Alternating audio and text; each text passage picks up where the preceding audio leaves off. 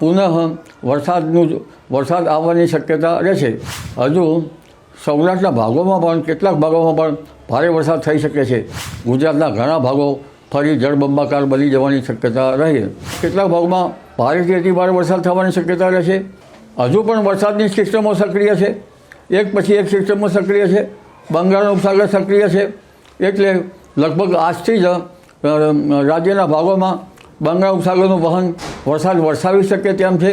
10 થી 12 જુલાઈ સુધીમાં રાજ્યના ઘણા ભાગોમાં ભારે વરસાદ થવાની શક્યતા રહેશે, જેમાં પૂર્વીય મધ્યપ્રદેશના ભાગો, પૂર્વીય ગુજરાતના ભાગો અને પૂર્વીય ગુજરાતના ભાગો, આ ઉપરાંત મહીસાગરના ભાગો, પંચમહાલના ભાગો અને કેટલાક સાબરકાંઠાના ભાગોમાં કેટલાક ભાગોમાં ભારેથી અતિ ભારે વરસાદ થવાની શક્યતા રહેશે.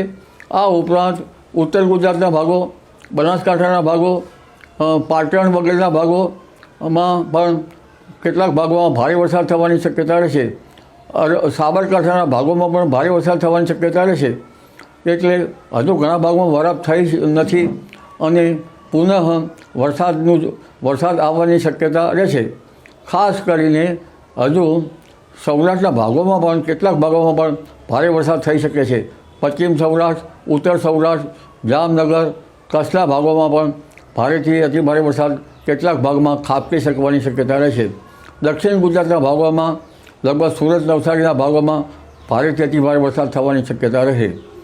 આ ઉપરાંત આવડના વલસાડના ભાગોમાં પણ ભારેથી અતિ ભારે વરસાદ થવાની શક્યતા રહે. જે ભૂભાગોમાં ગુજરાત હેરિક કેટરપિલર એટલે કાચરા પડ્યા છે ત્યાં વરસાદ ઓછો આવી શકે.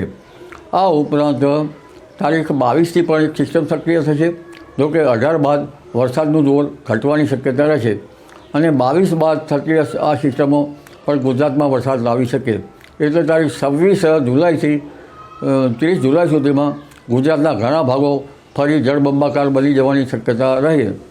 એટલે આ વખતે જુલાઈ માસ જે છે એ વરસાદમાં લગભગ 100% ઉપરાંત વરસાદ જુલાઈ માસનો થઈ શકે. પરંતુ રાજ્યમાં, દેશમાં અથવા તો દેશમાં કેટલો વરસાદ થઈ શકે તે તો ઓગસ્ટ, સપ્ટેમ્બરના 4 બાદ ખ્યાલ આવી શકે. ગુજરાતમાં પણ તે બાદ ખ્યાલ આવી શકે. સામાન્ય રીતે ચોમાસું 105% રહેવાની શક્યતા ગણી શકાય. લગભગ સમુદ્રમાં હળવા હવાના દબાણ ઊભા થતાં તારીખ લગભગ 17 ઓક્ટોબરની શરૂઆત અને ઓક્ટોબરમાં પણ વરસાદ થવાની શક્યતા રહેશે. ક્વચિત આસો વર્ગમાં પણ વરસાદ થઈ શકે. એટલે આ વરસાદની સિસ્ટમો, પાછોતર વરસાદની સિસ્ટમો હજુ પણ સક્રિય રહેવાની શક્યતા રહે.